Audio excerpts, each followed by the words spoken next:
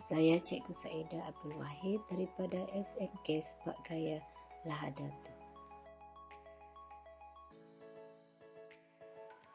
Hari ini saya akan menerangkan tentang inovasi saya, iaitu berkaitan dengan mata pelajaran sejarah bertajuk The Great Asian Warriors.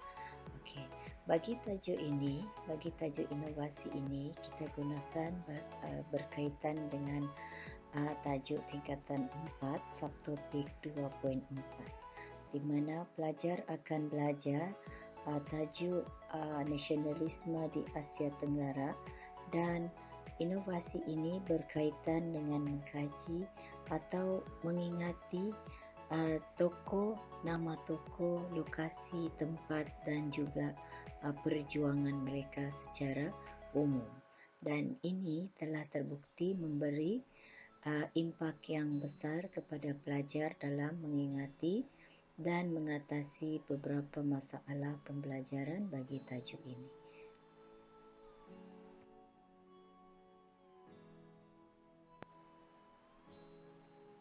Antara isu yang dapat dikenal pasti sebelum tercetusnya idea ini adalah pelajar sukar mengingati nama-nama tokoh atau nasionalis dan juga lokasinya.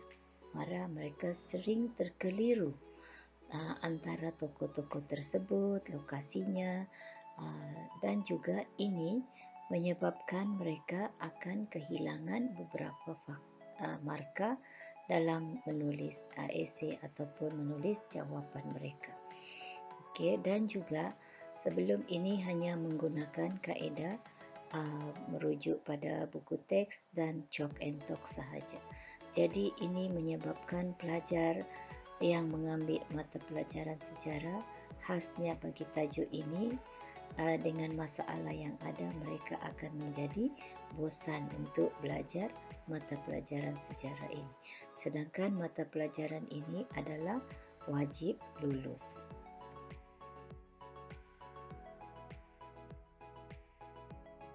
Baiklah, ini adalah rupa bentuk secara fizikalnya, rupa bentuk inovasi The Great Asian Warriors.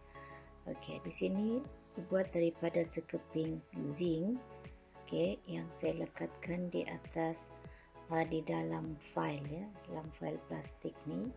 Okey, zinc itu di bahagian muka hadapannya kita salut dengan ataupun kita tutup dengan sekeping peta yang kita gam dengan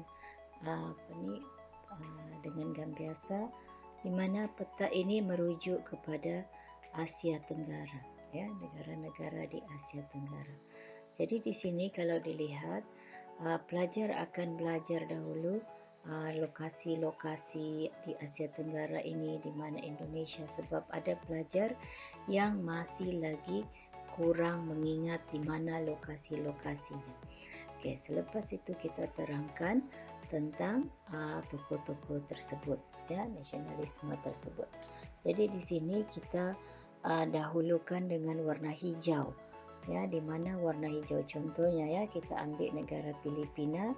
Warna hijau ni di dalamnya adalah gambar George Rizal. Okey, kemudian kenapa dia ada lingkaran hijau dan atau yang lain lingkaran merah? Jadi lingkaran hijau ini menunjukkan dia adalah yang lebih awal, tahap nasionalisme yang lebih awal. Bermaksud dia tidak radikal, dia hanya secara sederhana dan kemudian beransur merah, maksudnya dia lebih radikal, dan kita ingatkan nama-namanya. Dan di sini pelajar kena tahu kenapa dia radikal, kerana perjuangan yang pertama lingkaran hijau ini dia tidak berkesan. Jadi dia akan menimbulkan nasionalisme yang seterusnya. Jadi begitulah Filipina, Vietnam, Myanmar, okey, dan juga Indonesia, dan di sini adalah Thailand. Okey, kita tidak masukkan Malaysia sebab Malaysia berada di dalam bab yang lain. Di dalam satu bab yang lain. Okey, gambar di sebelah pula adalah menunjukkan aktiviti di dalam bilik darjah, ya, di mana pelajar-pelajar telah mengambil butang magnet itu dilekat zinc dengan wajah-wajah tu adalah butang magnet.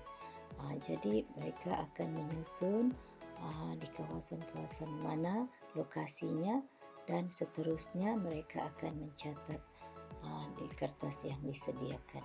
Jadi di sini pelajar telah menyemai 5K iaitu kreatif, berkomunikasi, ya, berkolaboratif, kritis, kreatif dan juga nilai bekerjasama lah. Baiklah, di sini diterangkan macam mana menggunakan tegau dengan hanya 3 langkah.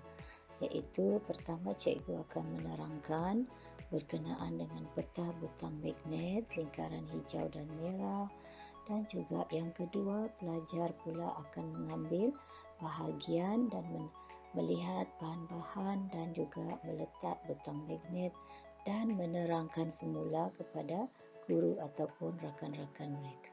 Jadi proses ini diulang-ulang dan akhirnya yang ketiga dia akan membuat catatan di kertas yang disediakan berkenaan dengan pejuang itu sendiri ataupun warriors dan juga apakah nasionalisme di Asia Tenggara khasnya di negara berkenaan.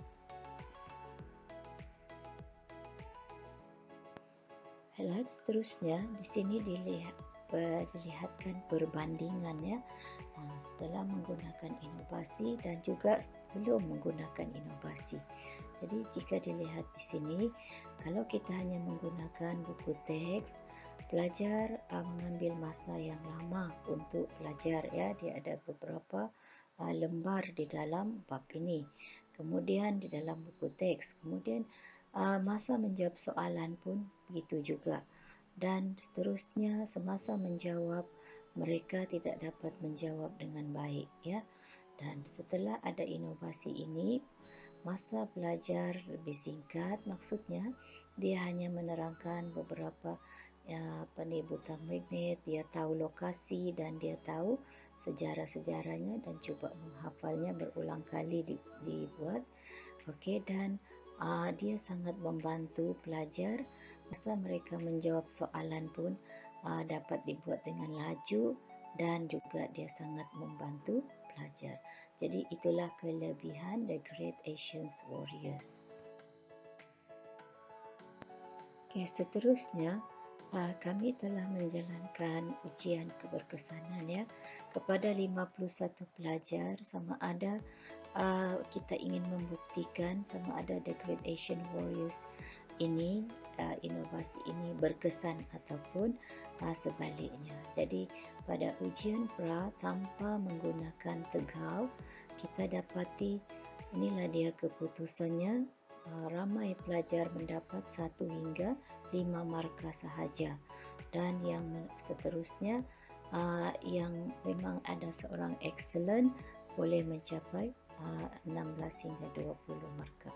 Dan setelah ujian pos, kita mengajar dan kita uji sekali lagi ujiannya dalam bentuk esei 20 markah.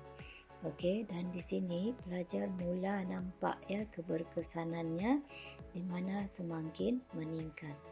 Ada 36 daripada 36 beranjak kepada 13 orang sahaja yang mendapat 1 hingga 5 markah.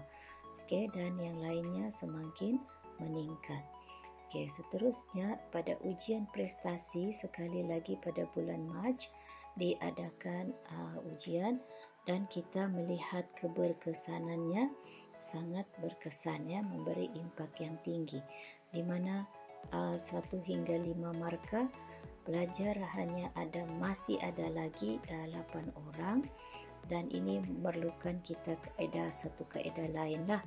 Okey, dan tapi kalau kita melihat kepada angka yang seterusnya iaitu 6 hingga 10 markah ada 12 orang, 11 hingga 15 17 orang dan yang paling menakjubkan daripada 16 hingga 20 markah ni sebelum ni 1 hingga kepada 14 markah. Jadi ini alhamdulillah dia menunjukkan satu peningkatan yang sangat baik. Seterusnya kita melihat perbandingan yang tadi lah dalam bentuk graf ya. Jadi di sini tinggi kemudian menurun dan akhirnya menurun. Manakala yang lain ini warna coklat ya, iaitu ujian markah 6 hingga 10 tadi, dia semakin ini dia lebih banyak, dan seterusnya masa ujian prestasi dilihat yang warna kuning ini mencapai markah yang lebih bagus ya. Seterusnya kita melihat bukti, iaitu jawapan pelajar semasa ujian pra, dan di sini dia mendapat 5 markah sahaja ya, daripada 20. Banyak yang ditinggalkan kosong. Tapi di sini dia di dalam bukti yang seterusnya, di mana hasil kerja pelajar ini semasa ujian prestasi dia telah dapat menulis dengan baik. Dia telah mendapat 20/20 markah ya. Oleh itu, saya memberi kesimpulan bahawa The Great Asian Warriors ataupun Tegau sangat memberi impak yang tinggi dan mencapai objektif yang disasarkan, iaitu pelajar dapat menyemai perasaan ingin belajar sejarah, dapat mengingati nama tokoh, lokasi dan secara umum perjuangan tokoh tersebut, dan seterusnya menghalang mereka daripada merasa bosan dalam belajar sejarah. Mereka sentiasa ingin mencuba untuk meletakkan butang-butang magnet. Jadi bagi saya berpuas hati dengan hasil daripada inovasi The Great Asian Warrior. Sekian, terima kasih.